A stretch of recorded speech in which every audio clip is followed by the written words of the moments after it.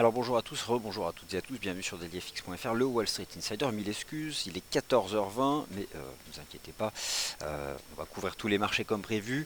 Il est 14h20, j'ai le temps, j'ai 40 minutes avant, 15h20, pardon, 40 minutes avant que Professeur Forex ne prenne la parole sur les positions des banques. Le dollar US à la main sur le marché d'échange, les investisseurs s'ajustent violemment, je trouve, depuis le début de l'année. Alors, rappelez-vous, et puis pendant cette introduction, je vous laisse prendre connaissance de l'avertissement sur les risques liés au trading, des CFD, du Forex, des marchés boursiers de manière générale. En décembre, consensus était là. 4 hausses de taux en 2016 par la Fed. Les pourcentages étaient là. Vous savez, ce tableau qui donne le pourcentage d'actions de la Fed, en tout cas en faveur d'une hausse de taux date par date de réunion de la Fed, en décembre, bon, bah, c'était pour chaque date entre 50 et 70%. Et puis fin janvier, on a des mauvais chiffres aux États-Unis et une réserve fédérale qui, dans ses communiqués, mentionne des risques, des incertitudes, et là, les probabilités s'effondrent. Probabilité de voir la Fed relever ses taux en mars tombe à 2-3%. Euh, en juin, 15-20%. Bref, on passe de tout à rien. Du simple au doux, bon, tout a changé d'un coup. Rebelote vendredi dernier avec la publication de l'inflation sous-jacente aux États-Unis qui a largement dépassé le consensus, 2,2%. Donc on est en train de s'éloigner, mais par le haut, hein, des objectifs de la Fed. Euh, Réajustement et le marché à nouveau, non pas en mars, mais pour le printemps envisage une hausse des taux de la Fed. Alors que il y a une semaine, c'était tout le contraire. Même sur certaines dates, la probabilité de voir une baisse de taux était supérieure. Donc les investisseurs s'ajustent agressivement. D'ailleurs, il y a presque même un décalage entre la façon dont les investisseurs s'ajustent et la façon dont la Fed elle-même se projette. Dans tous les cas, pour ce qui est du court terme, le dollar US rebondit sur un bas de canal haussier. Je pense qu'à court terme, on peut en effet progresser, parce que voilà, on a tous en tête cette inflation supérieure aux attentes. Et puis, le marché sera influencé cette semaine par tout un tas de statistiques US. Mais à moyen terme, je suis quand même gêné par ces 2 semaines de baisse, la première quinzaine du mois de février. Donc j'ai un objectif de rebond du dollar US ici sur le FXM dollar index vers 12 200, mais j'irai pas au-delà. C'est-à-dire que on va rester sur une stratégie de remontée du dollar US de très court terme. Honnêtement, la prévision de moyen long terme, vu comment les investisseurs s'ajustent au moindre chiffre, je pense que toute prévision de moyen long terme, en tout cas pour l'année sur le dollar US, peut être malmenée parce que la Fed étant data dependent, les investisseurs le sont encore plus. Alors on va rester tranquille et on va rester dans ce scénario de rebond du dollar US, mais simplement à court terme. Je pense que 12 200 sur la FXM dollar index me paraît pas mal. Alors, on en vient donc au marché d'échange, puis je parlerai ensuite largement des indices boursiers américains qui testent, on l'a étudié ce matin, les niveaux techniques qui permettent d'envisager soit la transformation du rebond technique en une vraie avancée, au moins jusqu'à la BCE, soit au contraire la fin du rebond technique, parce que ces niveaux sont décisifs, en tout cas sur le plan chartiste. Le dollar, le taux de change euro-dollar. Alors, taux de change euro-dollar, bah, écoutez, c'est le dollar US, mais à l'envers. Deux raisons à cela. La première, on vient de l'étudier ensemble, l'avancée du dollar US depuis la publication des chiffres de l'inflation vendredi qui ont revigoré les probabilités de voir la Fed relever ses taux, pas en mars mais au printemps. Et puis d'autre part, l'euro rentre dans la sphère d'influence de la prochaine décision de politique monétaire de la Banque Centrale Européenne. C'est le 10 mars, alors c'est pas si loin que ça le 10 mars parce qu'en février il n'y a que 29 jours. Donc voilà, c'est dans 2 semaines. Donc on y entre. Ah, c'est dans 2 semaines, donc le marché commence déjà à avoir cela en tête. Au final, le dollar US se renforce. Cette semaine, ce sera probablement ce qui va cadrer les mouvements sur le marché d'échange. Et l'euro rentre donc dans cette sphère d'influence de la BCE. Il est sous pression. Sur le plan technique, le marché brise les indices 80 dollars et se dirige vers la partie basse du canal, ici, qui guide les cours depuis le 3 décembre dernier. Vu la violence que prend, violence façon de parler, la volatilité intraday ici sur l'euro-dollar, avec un momentum sacrément baissier, alors je pense qu'en effet on va aller chercher le bas de canal, mais honnêtement, j'ai fait confiance 2-3 séances ou un 10,80. Ce matin j'ai abandonné ce scénario. Je n'y reviens pas même dans le bas de canal. C'est-à-dire que là je vois que le dollar US a le dessus. Et à la BCE, il y a tout un tas de spéculations de banques au sujet du renforcement du volume monétaire du programme de quantitative easing. Ce n'est pas de nature à renforcer l'euro. Donc, eh bien, le marché revient dans le bas de canal. Y a-t-il un risque de le briser et d'en sortir par le bas? C'est une possibilité, car au fond, si on prend du recul, l'euro-dollar, depuis le printemps 2014, reste un range trading 1,05, 1,14, 1,15. Et le marché a échoué à 1,1376, partie haute de ce canal qui existe donc depuis le mois de décembre dernier. Pour le moment, ce que laisse envisager l'action des prix à court terme, c'est qu'on va revenir chercher les 1,0970. 1,10, 1,0970 dollars.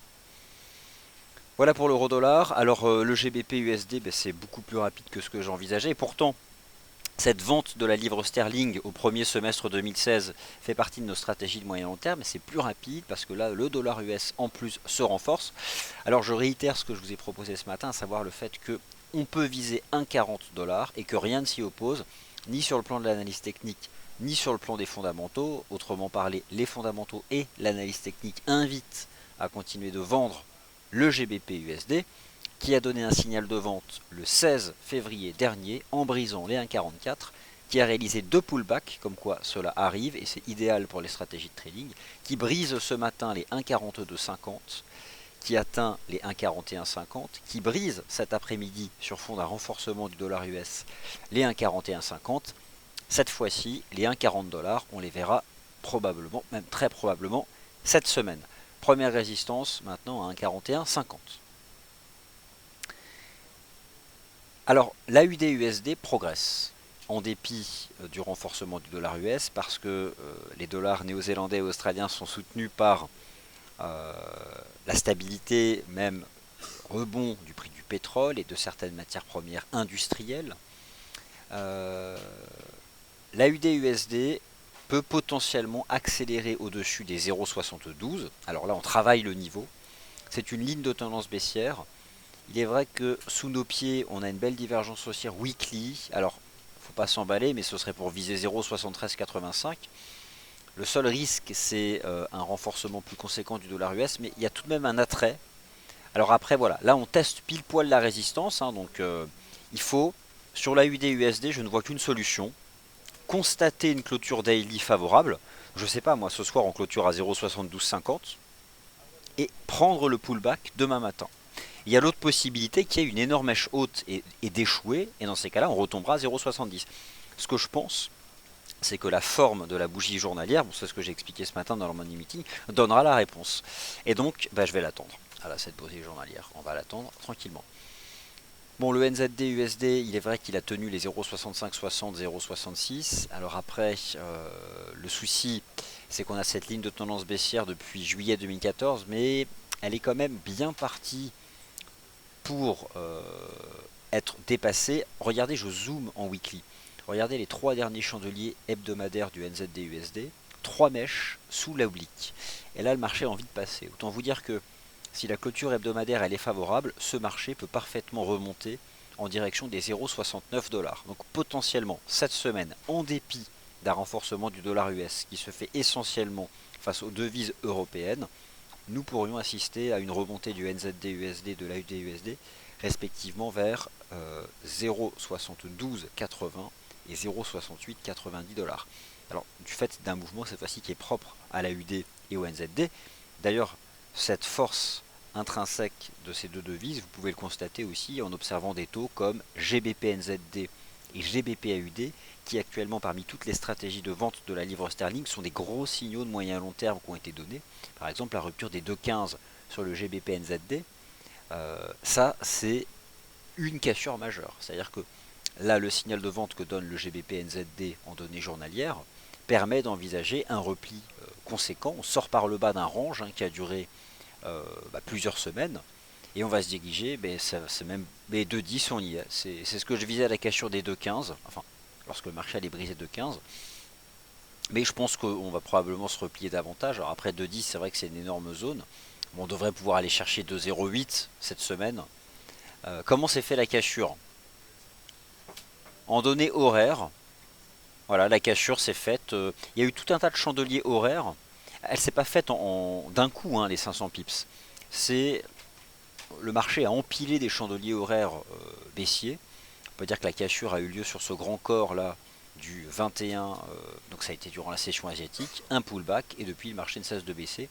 Ça a à la fois un renforcement du dollar néo-zélandais, mais aussi, regardez en H4 comme c'était propre, la cassure, le pullback et le rejet. Pullback qui a été tout de même assez profond puisque le marché dans le cadre du pullback a quand même remonté 50 pips au-dessus de la résistance, mais sur des niveaux euh, comme celui que vaut le GBP-NZD, hein, au-dessus de 2, bon voilà, 40-50 pips, c'est comme si l'euro-dollar dans son pullback était remonté 15 ou 20 pips au-dessus de la résistance, donc ça reste quand même dans les cordes. En tout cas, signal de vente de moyen terme sur le GBP-NZD qui poursuit donc sa tendance baissière. Donc le GBP, il y a de la volatilité, GBP-USD qui revient sur ses plus bas, mais qui menace à terme de briser ses plus bas de janvier et de retomber sur les 1,40. On va faire encore le tour d'horizon des autres paires en dollars. Alors l'USD-Yen, lui, ne remonte pas tant que cela. D'ailleurs, l'USD-Yen, pour l'instant, bloque sous sa toute première résistance à 113,37. Pourquoi? Parce que si le dollar US se renforce à court terme, je dis bien à court terme, le yen, lui, a un potentiel pour toute l'année. En tout cas, moi, c'est la conviction que j'ai sur le yen, à la fois lié à la version générale au risque, mais pas seulement, aussi sur le plan technique, lorsque je la pratique sur le yen index, je vois du potentiel. Ce qui signifie que je pense que l'USD Yen est toujours un bon candidat pour des stratégies de vente pour viser 110 et 106 cette année. Les résistances m'intéressent, notamment lorsqu'elles sont fortes, et lorsqu'elles sont surtout confirmées par le momentum. Ça, c'est dans ma méthodologie pour proposer des stratégies prix momentum. Et lorsque les deux se conjuguent, c'est top. C'était le cas la semaine dernière avec une divergence baissière cachée et un prix sous résistance à 115 yens. Alors maintenant, quel est le cas, quelle est la situation à court terme? Il n'y a pas grand chose à signaler sur le momentum H4 ici. On va juste jeter un œil au chandelier journalier du taux de change USD Yen. Alors en D1, il y a potentiellement l'amorce d'une div, mais c'est rien du tout. Hein. C'est pas une div tant que déjà on ne dépasse pas ce sommet qui s'est passé les deux creux ascendants et tant que le marché ne franchit pas de résistance. D'autre part, même si potentiellement il y a des divs, je pense qu'elles ralentiront la baisse ou qu'elles ne créeront qu'un range. Mais justement, il y a cette possibilité de voir un range durer sur l'USD Yen et c'est parce que même si sur le graphique weekly on voit clairement du potentiel de baisse sur l'ensemble de l'année, rien n'empêche, avant d'aller chercher 110, de faire un range qui va durer des semaines et des semaines entre 112 et 116. Le marché peut faire ce qu'il veut. C'est l'essentiel, c'est la résistance majeure. On a fait une impulsion, on peut ranger, et un jour aller chercher les 110 et les 116 et les 106.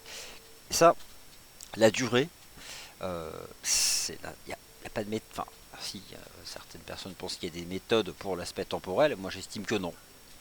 C'est donc que l'action des prix qui donnera, selon moi, le signal. En données 4 heures, on constate, et regardez comme c'est précis, toute première résistance de l'USD Yen à 113,37 qui a été vendue tout à l'heure par le marché. On a fait 113,38. Bon, on est une 25 pips en dessous du niveau actuel des cours. Bon, moi je vais aller, par rapport à ce que j'ai dit ce matin, j'ai expliqué que la résistance ne m'intéressait pas pour une stratégie de vente. Donc là je ne vais pas dire que je vous ai proposé la résistance. Je la juge de niveau intermédiaire. Donc elle ne m'inspire pas davantage pour une stratégie. Je dirais que ce qui pourrait servir l'USD Yen, c'est si par exemple, enfin c'est si les marchés échouaient rapidement. Alors je vais en parler des indices boursiers parce que vous savez qu'ils testent des seuils majeurs, notamment aux États-Unis. Pour l'instant, ces indices échouent à les franchir. Alors, la séance n'est pas finie et à Wall Street, elle commence à peine. Hein, ça fait 4 minutes qu'on cote. Mais il y a cette dimension là qui influence le yen dans l'USD Yen. Bon, l'USD CAD. L'USD CAD, équilibre des forces chartistes représenté par le chartisme et cette figure en triangle. On est complètement enfermé entre 1,3640 et 1,3813, 1,39. À court terme, l'USD CAD baisse un peu depuis 1,38 parce que le dollar canadien se renforce. à peine freiné par une avancée du dollar US depuis la publication des chiffres de l'inflation. C'est un range à court terme, 1,3640, 1,38. Ce qui est certain, c'est qu'un jour on en sortira et que derrière, une phase directionnelle et volatile reprendra. Bon, pour l'instant, ce n'est pas le cas. Bon, euro GBP, GBP Yen, on en a parlé. Le GBP Yen casse ses plus bas. Bon, ça continue. Alors, essentiellement parce que là, c'est le sterling qui est faible. Je vais prendre le cours de clôture du 11 février. C'était 161. Ce sera désormais la nouvelle résistance de ce marché.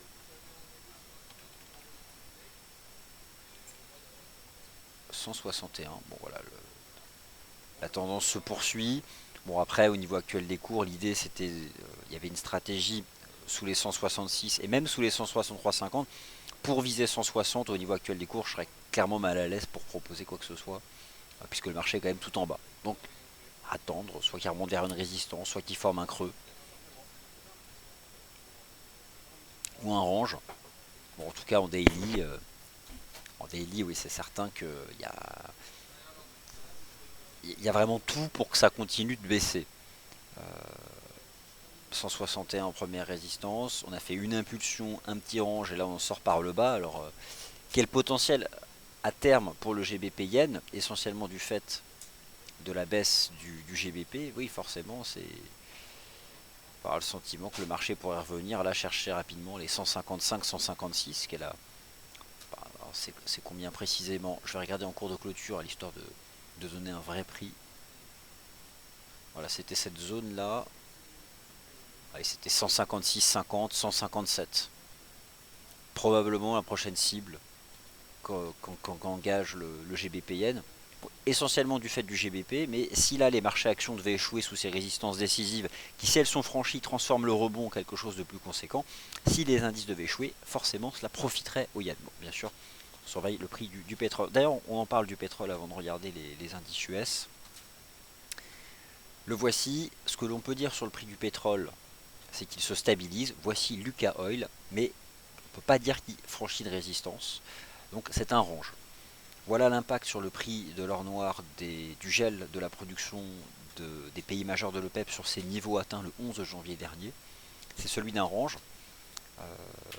Les 36,20 $ sur Lucas Oil, ici c'est le plus bas de la crise financière de 2008. C'est surtout le point de décrochage du 6 janvier. Donc pour l'instant ce niveau n'est pas reconquis, n'est pas testé non plus à court terme. Par contre, bon, l'US Oil, attention à l'interprétation de cette bougie D1, parce qu'elle intègre aussi le changement de contrat là, sur le CFD.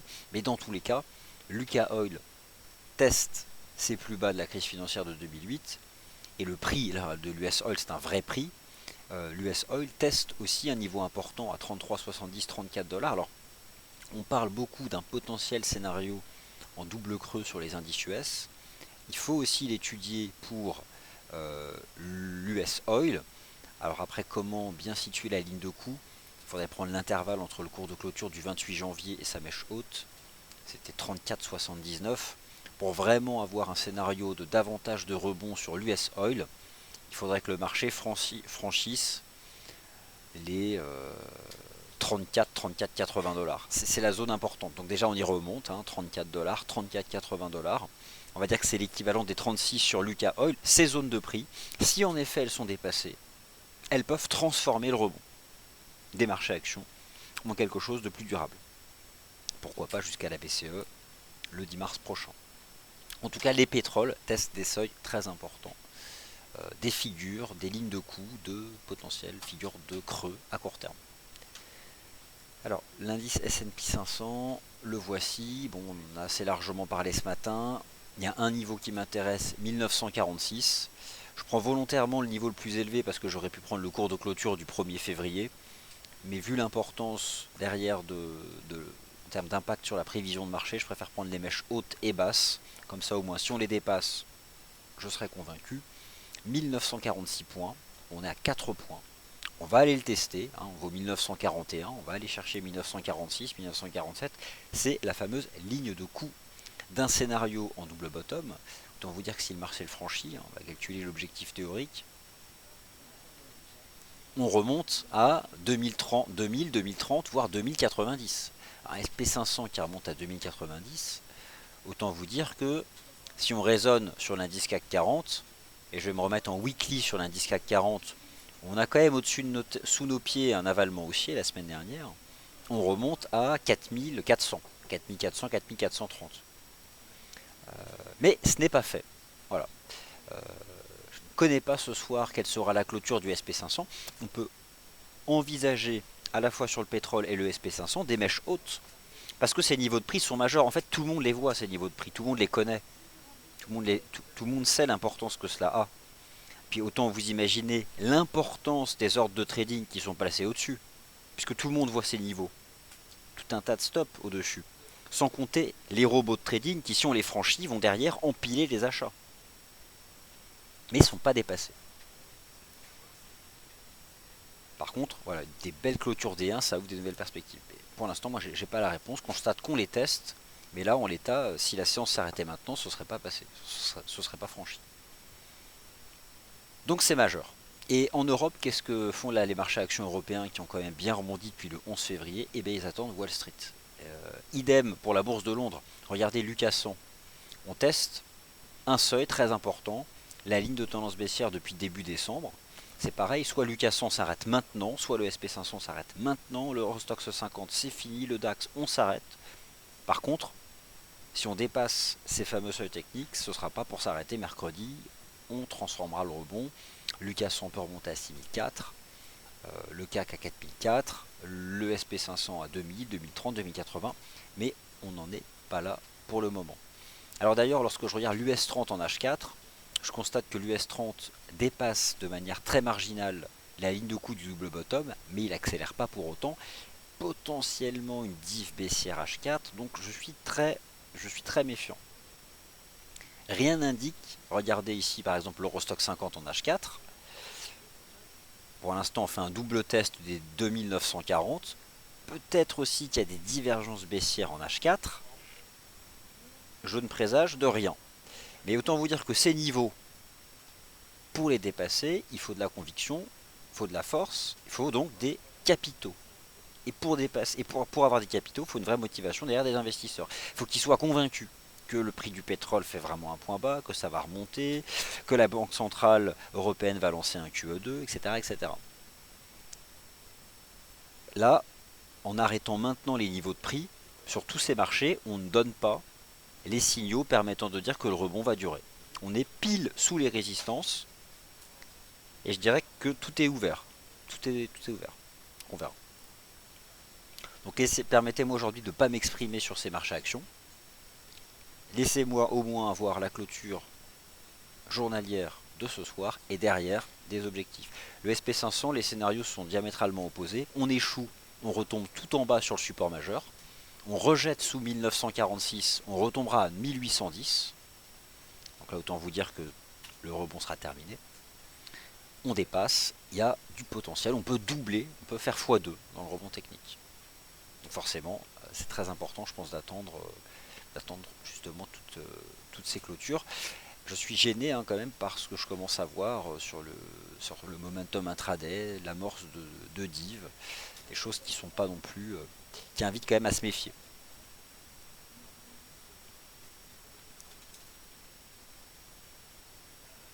Donc pour l'instant, pas convaincu que le rebond puisse durer.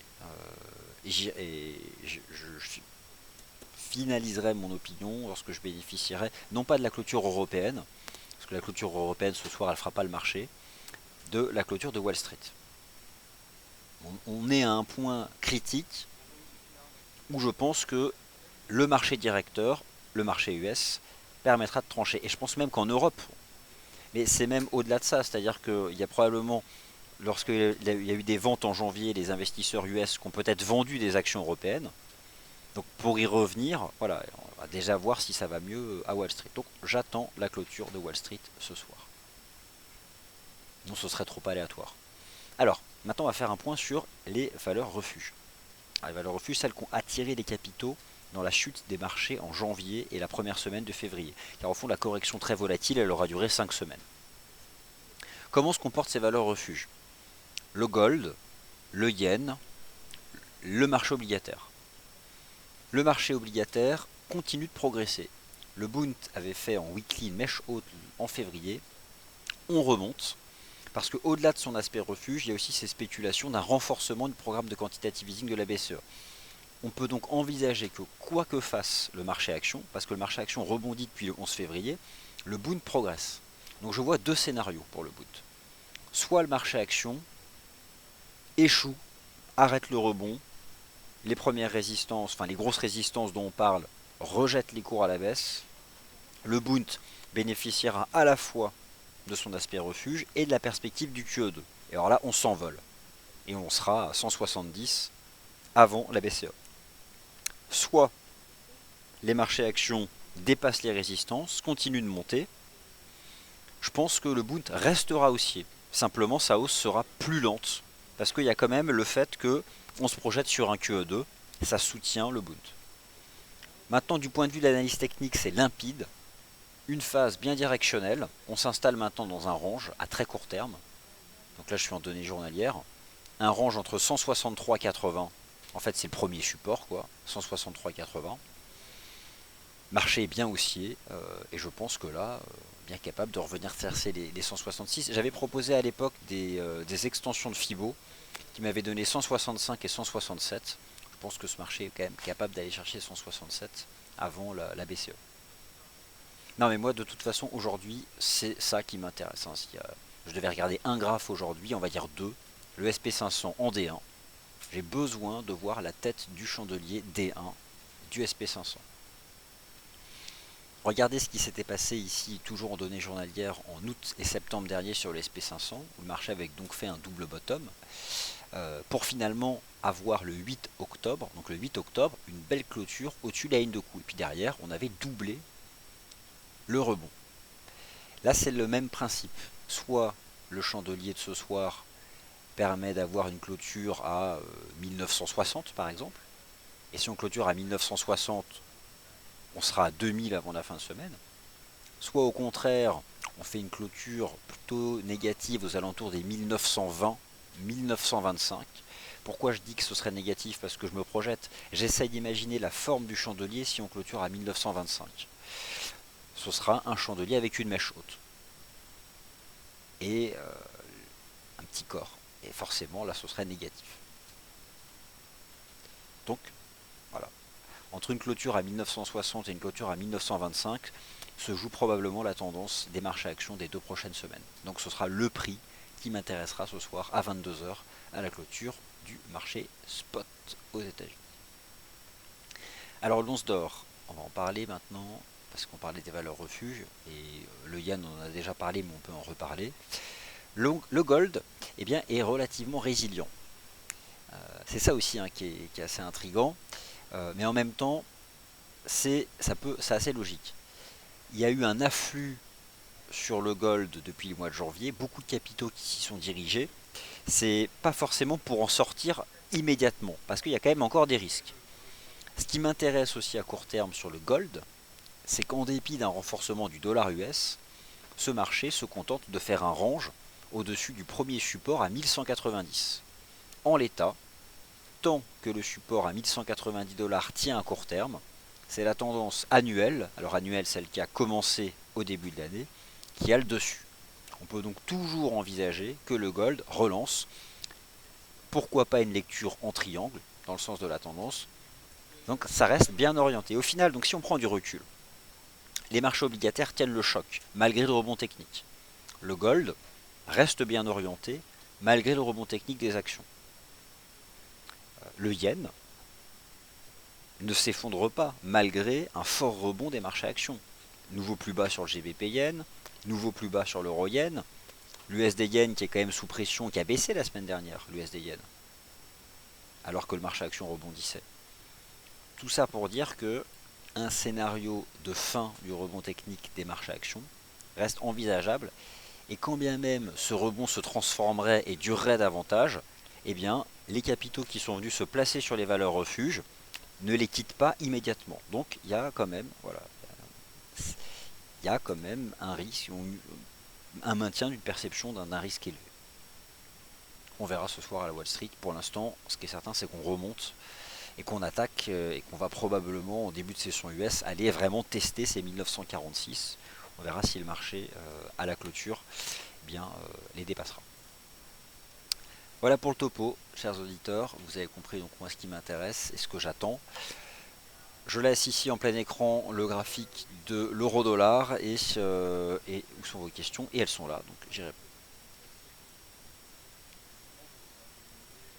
Alors, première question de Ben. Peut-on envisager l'euro-dollar, peut-on envisager un achat sur indice? Alors, étant donné que le marché a brisé un 10,80, moi je m'intéresse à la prochaine zone horizontale, c'est 1,0970. On a fait combien au plus bas là? On a fait 1,1002. Je pense que le marché va quand même aller chercher le bas de canal, ou les 1,0970. J'éviterai de m'y exposer dans l'immédiat.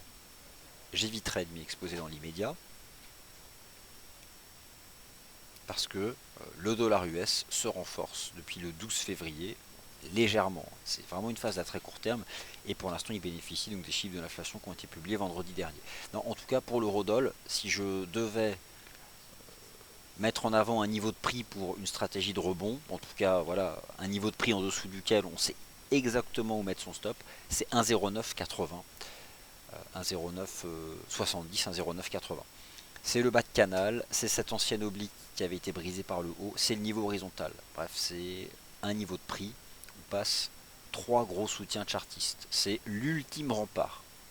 L'ultime rempart. Technique. Alors oui, au passage, la newsletter, puisque quelqu'un me la demande, ça, je vais vous montrer une façon maintenant très simple de l'obtenir. C'est une nouvelle section donc, qui est sur le site. Donc là, vous êtes sur le site d'LIFX France. Vous allez dans la section formation de trading. Donc, je remonte daillyfx.fr, formation trading, et vous avez une nouvelle section daillyfx newsletter. Voici donc comment accéder et recevoir la newsletter. Et la nouvelle newsletter a été mise en ligne ce matin. Voilà. Donc, je vous donne le lien vers cette nouvelle section du site qui vous permet de recevoir la newsletter.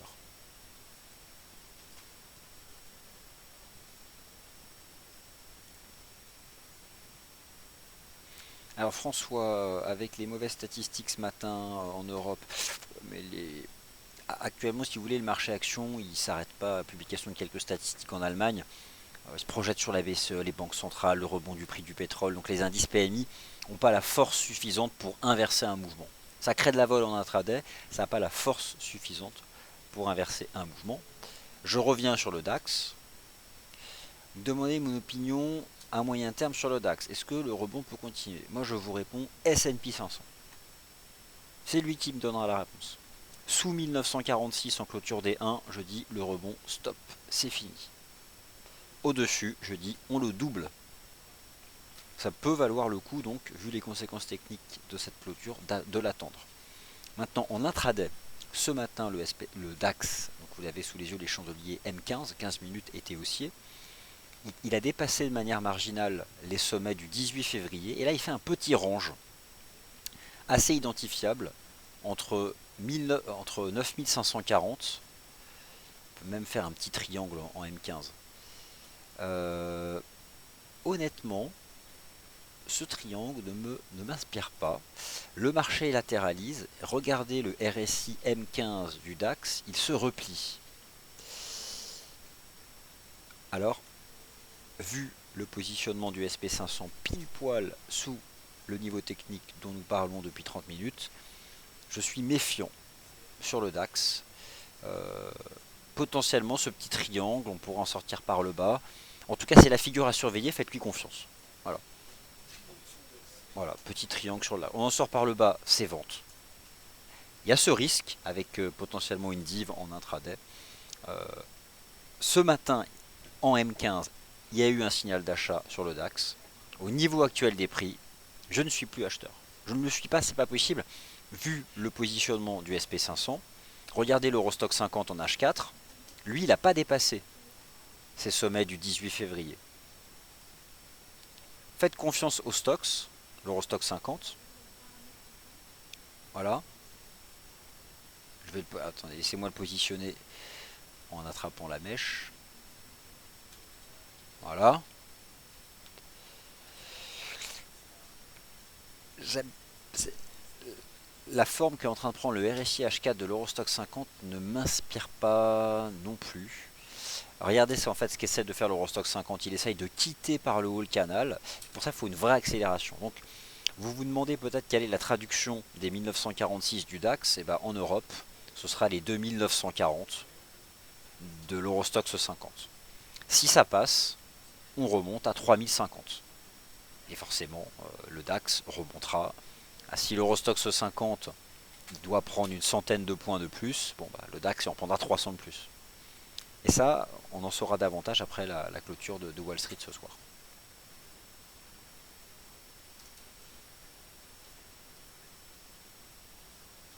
NZD Yen, AUD-USD. Allez, beaucoup de questions sur le FX. Donc j'y reviens de suite. Alors l'AUD-USD, en effet, j'ai le sentiment que ça passe. Il n'y a pas de rejet en tout cas. En D1, on commence à faire un chandelier intéressant. Mais il n'est pas fini. Vous savez, alors après vous pouvez me dire, mais là ça passe, faut acheter, faut acheter, faut acheter. Bah oui, mais la clôture elle n'est pas là. Je vous garantis, attendez la clôture, il y aura des pullbacks. Il y aura un pullback. Donc, si le marché doit vraiment accélérer au-dessus des 0,72 comme il semble le faire, ce soir sur les FX on clôturera peut-être à 0,7250. Demain il y aura bien une petite conso, quelques dizaines de pips. Revenir chercher 0,72, nouveau support qui là sera intéressant pour un achat avec un stop sous le chandelier des 1 de la veille, qui aurait été le chandelier de cassure. Donc en effet, on est bien parti. Mais voilà, regardez le chandelier journalier du 4 février. Imaginez si c'est ça qu'on a ce soir. La conséquence, elle est derrière baissière. Donc pourquoi là, à 15h57, on ne peut pas en tenir compte? Parce que d'une part, il n'est pas fini, mais surtout, il n'intègre pas la session US. Alors là, dans ce chandelier D1 de la UD-USD, vous avez la session asiatique. Ok, vous avez une grosse partie de la session européenne. Mais il y a quand même le marché qui reste le plus important, qui est la session américaine, qui ne permet pas encore de finaliser ce chandelier. Donc moi je vais l'attendre sagement et en déduire des conséquences. Il est 15h58, je dois céder la parole à Professeur Forex qui va venir vous détailler le portefeuille des banques. Alors je vous invite à assister au webinaire, c'est intéressant. On a jeté un œil tout à l'heure au portefeuille des banques sur l'euro-dollar. Autant vous dire que une vise 1,14, l'autre vise 1,07. Elles ont des stratégies diamétralement opposées. David Pichaudot de Professeur Forex va vous détailler ce portefeuille des banques ainsi que les arguments des banques pour prendre telle ou telle position. Je lui cède la parole, faites F5, attendez 2-3 minutes et réactualisez la page. Et quant à moi, je vous retrouve de vive voix dès demain matin pour le Good Morning Euro Dollar. Merci à tous.